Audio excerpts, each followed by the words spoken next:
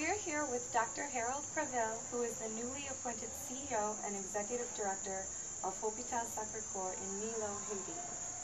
Dr. Prévil, thank you for taking the time out to speak with us tonight. So thank you to come, for you to come also. Definitely. So you've risen up the ladder from being employed first as a young obstetrician gynecologist, and now you're the head of the largest private hospital in northern Haiti. That's quite an accomplishment. And how long have you worked here? Actually, I have been working within that facility for the last 13 years. It was my first job after I finished my training in OB/GYN, which was my former specialty. But from the day that I started to work here, and from now, I had run a family medicine unit training program, and now I just finished with a master in healthcare management. So prior to your new job, you worked as the medical director for the hospital. Did you ever imagine that one day you would be the man in charge? I would say that I had always been in charge of something, because I do not think that you have to be at the top of the pyramid to be in charge, because in our facility in our country, being in charge, this is a matter of attitude.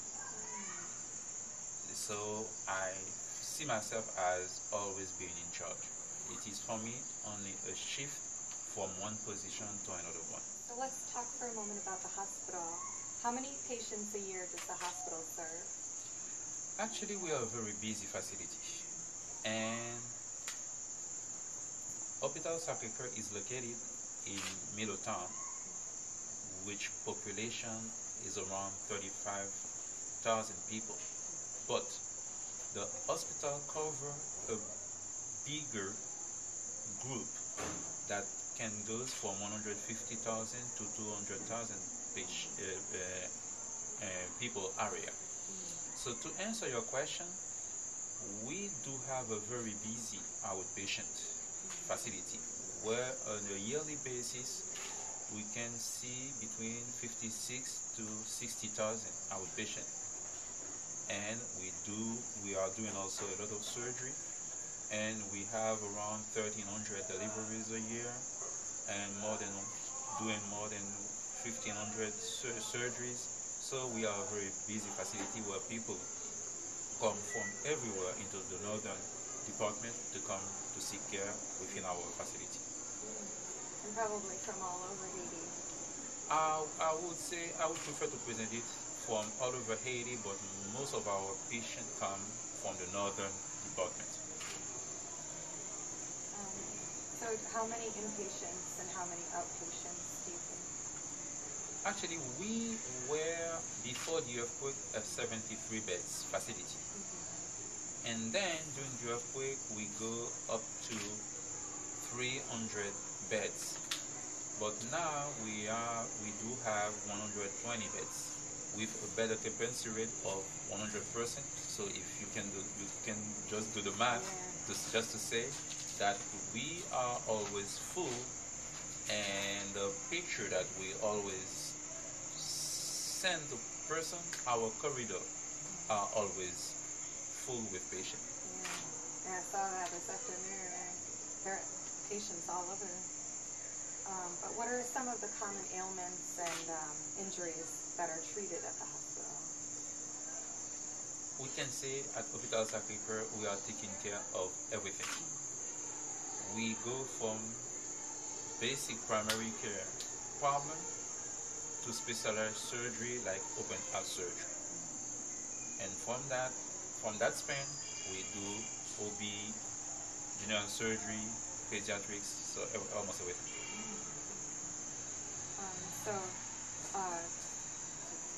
How many people do you have on staff? For physician, we have around 17 17 Haitian physicians, but with a pool of volunteers, which goes around more than with a pool of volunteers coming each week. So I do not have the exact number in mind, but we do have on staff. We have around 17 Haitian physicians and over 60 to 70 nurses working within the hospital. So, how many on your staff are medical and how many are non-medical? You mean in terms of numbers? Yeah. No, I do not. I have to check on those data, but I do not have those data in mind. And you can imagine, so the proportion of medical and non-medical will be 5 to 1, since we are an hospital. That makes sense. Yep. So I understand you're the only hospital in Haiti supported by a foreign NGO that has 100% Haitian administration. Why is that so unusual? Why is that so unusual? Because in Haiti, most of the things that we are doing are project related. And when you are a project, the people who are sponsoring you want to be in control of what you are doing. So but our facility has been developed in a different manner. It has not been developed as a project, it has been developed as a mission. Because we have been building that facility for the last 25 years, and we built it in a stepwise manner. And at the very beginning, it was an Haitian initiative supported by the Canadian, and then comes the CRUDEM Foundation, who make it goes a little bit, not a little bit, will make it goes faster. But they wanted to come, not to tell us, not to give us a fish, but to teach us how to fish. So this is the philosophy that is behind this mission, and I think this is maybe one of the reasons who make us stay alive for the last 25 years. There are challenges also by us being in church, but there are rewards also where we define the priority, and then the CRUDEM Foundation support us. So most people realize that life in Haiti is very difficult on an individual. What many people don't realize is that it's especially difficult to run a hospital in Haiti. So what kind of challenges do you face on a daily basis? As you said, the challenges that we face on a daily basis is that people do not understand how much it takes to run an hospital. When you look around you, you see all those buildings. You see you have electricity 24 hours a day, and you see that we are receiving that many patients. We are perceived by a lot of persons that we are a wealthy facility, that we do have a lot of money, that we can support a lot of people. It means providing them with jobs, sending them to school, providing them with meal, which is not the mission of a hospital. So the challenge is to try to keep on explaining to those people, we are not wealthy, we are just a facility that we are trying with a fairly good management to keep floating, but we rely on donors that are not wealthy neither, but who are committed to support that mission for a very long term. So the challenge is to have people understand that and believe that. And how is the hospital affected by the 2010 earthquake and the subsequent cholera epidemic? I can say for the earthquake, we can take this as a success story for the hospital. because the earthquake hit Port-au-Prince, which is pretty far from here, and we were among the few hospitals that were not in Port-au-Prince who could give an answer. And that answer, we gave it into, from the very beginning to up to the end of that period. When I'm saying from the very beginning up to that end, this is a 6 to 9 month span, because we come to our philosophy was, we said that we could take care of those persons, so we have to take care of those persons on an holistic manner. It means take care of the biology, take care of this psychological aspect, and also take care of the social aspect. And we do have one example that we can point to summarize what I'm trying to say is that we said when one of those patients come to us that we have to do an amputation, there is no way that we should send that patient back home without the limb. So we take care from the day of the amputation to the day where we provided the prosthesis and give the money for that patient to go back to Port-au-Prince. So it was an answer that we think we did pretty well on it, and we can consider this as a success story. So despite all the constant challenges, Hôpital Sacré Coeur has been operating for 25 years. Why have they succeeded when so many other organizations have failed? I would say one word: commitment, commitment, commitment. It means we are lucky enough to have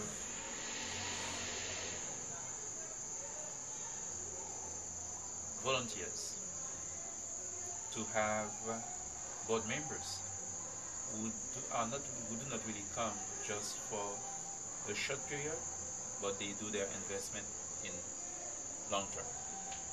So this is not just our hospital. Our mission is not a show. This is something we are building to help people. After a few doctors I've interviewed already, I've found everyone's really passionate about the work that goes on here, and really believes in that you guys are making a difference in Milot and all of Haiti. It's really inspiring to hear everyone's stories. And you want to make the hospital a center of healthcare excellence. What do you mean by that? What do we mean by that? You see, when you are a healthcare facility, your goal is to provide the best quality of care available. And the best quality of care is that the patient that you are taking care of is satisfied with the care that you are provided, and is provided by what is best. Before the earthquake, when we had a patient, for example, who were dying, who had diseases, who, for example, were required to be on a ventilator, we didn't have access to that. But we thought into our mission, we have to go as far as we can. But going that far is meaning that we cannot step back or even staying at one point. We have to move forward. So for us, moving forward is moving forward to become a center of excellence. It means a center of the quality of care will meet the criteria of quality of good care, and also where our staff are properly trained to provide that quality of care that we are looking for. And one thing which is at the center of that is also the continuing training of that staff with the machine that we have to give the care that we are looking forward to provide.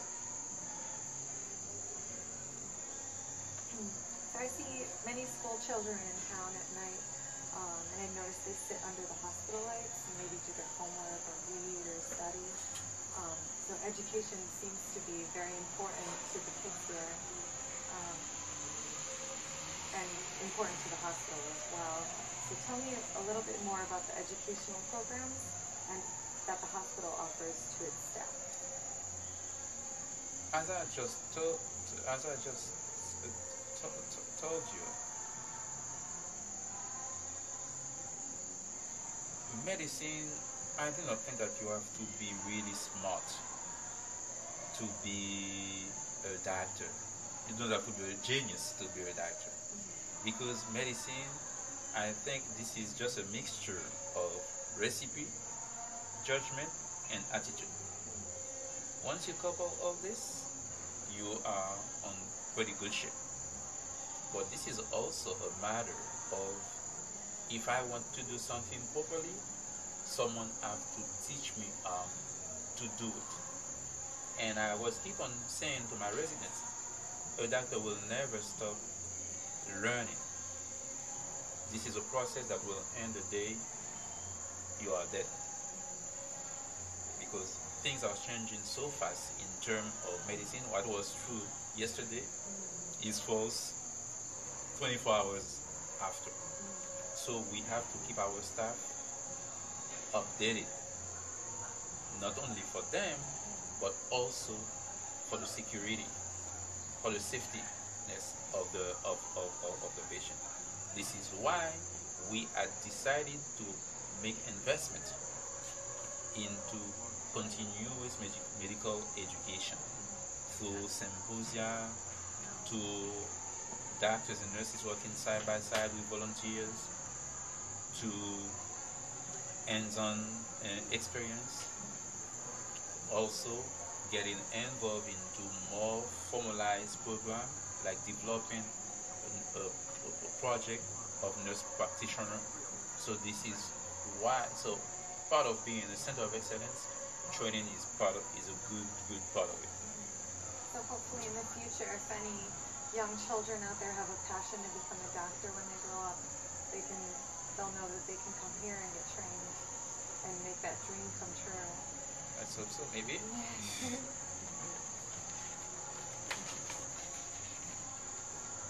So the hospital also provides scholarships to send some residents of Milot to nursing school. Tell me about that program. So it was a decision of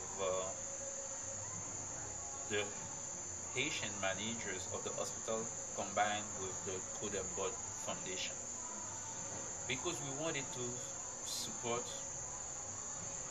the community.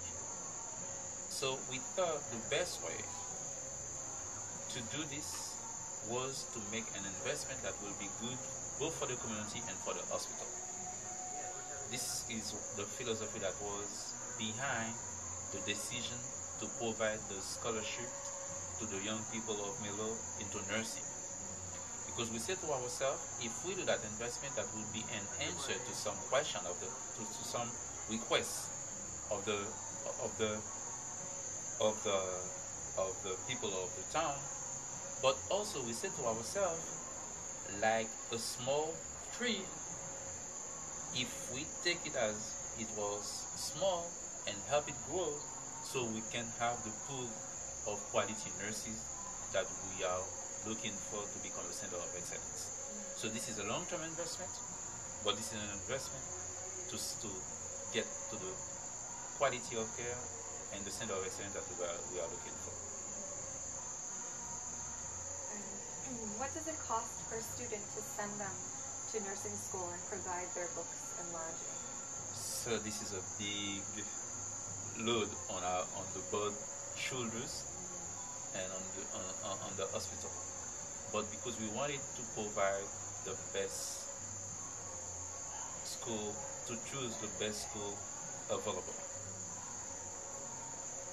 So what it costs us, it is each student costs us 10,000 Haitian dollars a year, and then we provide 1,500 Haitian dollars each month to everyone, each of them, to pay for meal, to pay for transportation, and to buy some items. So it is a really huge investment according to our lack of resources.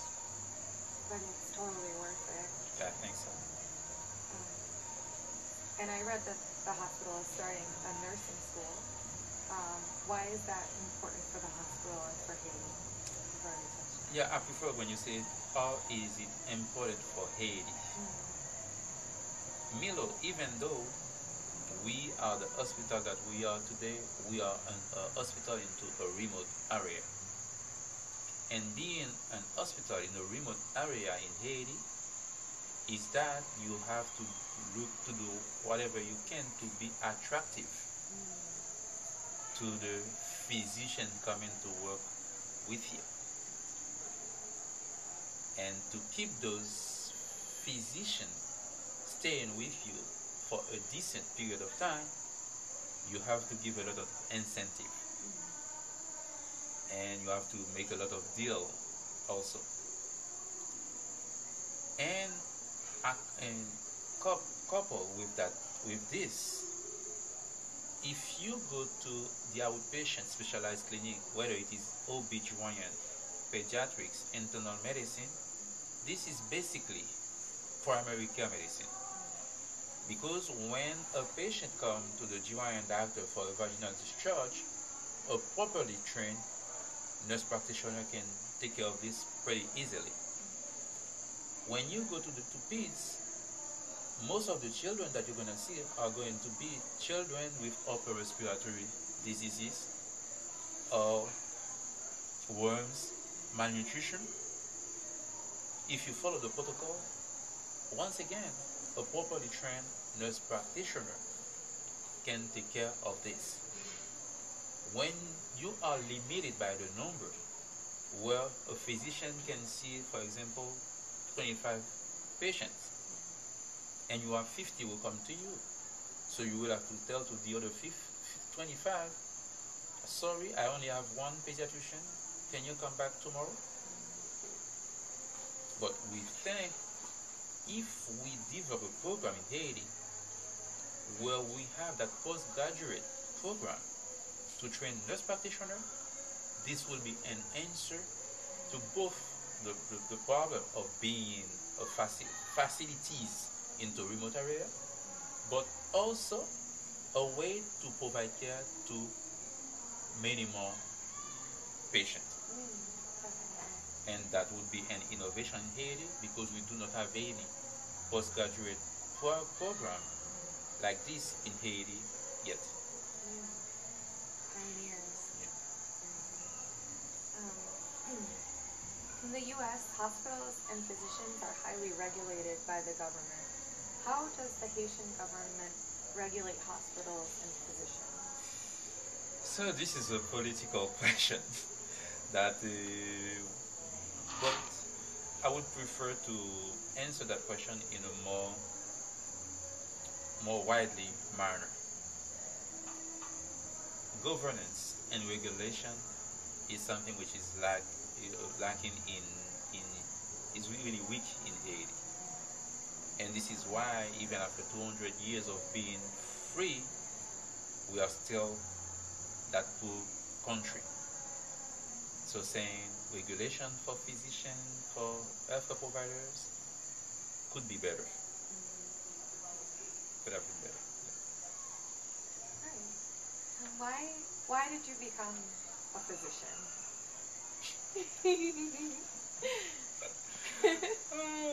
First, I became a physician because of my mother. Because my first choice was not to go to medical school, it was to go to the academy to become an officer. Really? Yeah. I would have been a soldier, But I said to myself, once I become a soldier, I will go to med school. While into the after I finish, I come out as a lieutenant. And my mother, according to her experience of Haiti, didn't see me as being part of the Haitian army.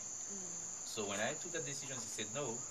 So the only choice that I had it was to get rid of that idea of becoming a soldier and go to med school. But now that I am thinking of those two choices, going to the army and become a doctor, they are part of my personality. I am not rigid, but I think protocol should be followed.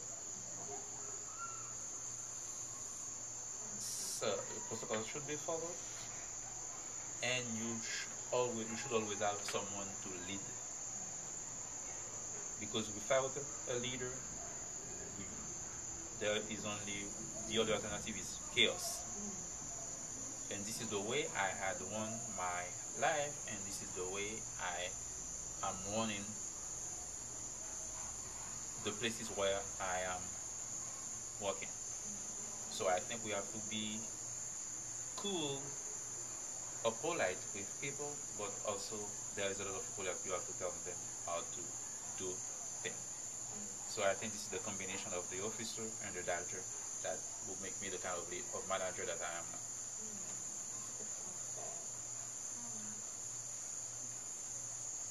And where did you go to school and get your training? I went to school in Port-au-Prince. I am native of a place 15 minutes from Milot. But when I was a child, my family moved to Port-au-Prince when I was around 4, and I started to go to school in Port-au-Prince, and this is where I went to high school and then to med school. And I had my training in OB/GYN also. What type of exams do you take, and what kind of licensing do you have as a physician in Haiti? As a physician in Haiti, you will have the diploma of doctor in medicine, and then you will get specialized into one field. And the field that I had chosen was OB/GYN. And while I was working in Milot, I had been part of, I had won at some point a family medicine training program for 7 years. It was sponsored by the University of Miami.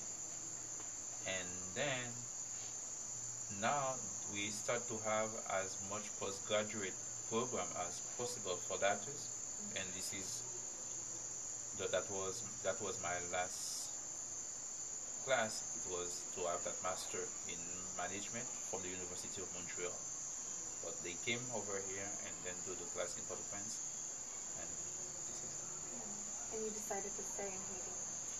Yes, I decided to stay in Haiti. Was it a good choice or not? But I still think it is a good choice, because I do not think that everybody should leave and let you guys come and do everything. Yeah, that makes sense.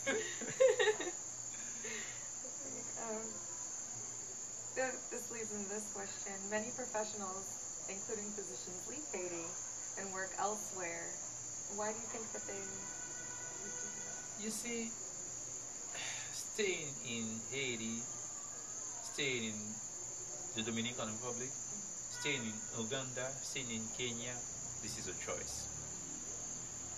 Deciding to leave and go to the States, this is a choice, and most of the time the choice is financial.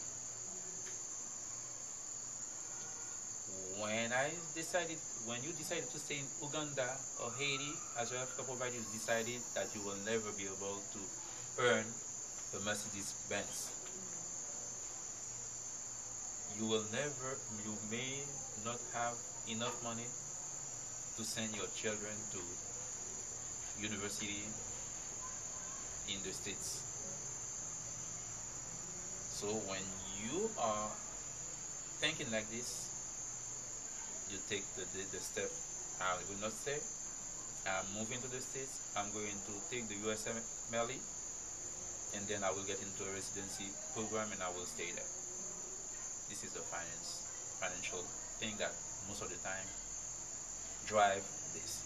And this is not something which is related to Haiti. This is related to a lot of countries in the world where they have to move to your country. This is their decision.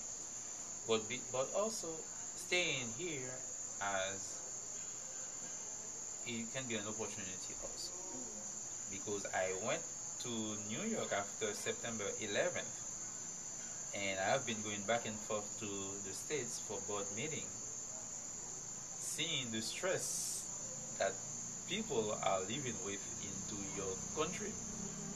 I think it is worth also staying here and do my job and live longer. Yeah, that's probably a good idea. In what ways are the volunteers from the U.S. Okay, yeah, I said they are full in two manners. What I was saying, when I finished my training in OBGYN, I decided to come and work in a place like here. But it was such an opportunity to work with such talented and experienced physicians. And now the new board president, Dr. Dave Butler, I can consider him as one of my mentors after that training. Because even though I had a 3 years residency in OBGYN, the first year I arrived here, he was teaching me how to do an hysterectomy. And I can I'm proud to say that I think I have enough skill to do most of the surgery that they are doing in OBGYN. But I didn't come here with that skill. I acquired much of that skill here. And it was because I had that chance to work with people like Dave Butler, like Bill McGuinness, like other GYN doctors who I worked with for the first 2 years. And I can say that I had learned a lot from them. And the second thing, there is a lot of surgery that cannot be done in Haiti because we do not have the expertise to do them. For example, for maxillofacial surgery, plastic surgery, when you have volunteers coming here for doing such surgeries, it is like a life-saving thing, because this is the only place where those patients can find that expertise and benefit from it. You see what I mean? Yeah. And thank you so much for talking. You're welcome. And sharing. We're very blessed to have you here. I think this is a family. Yeah. So we are blessed to have you.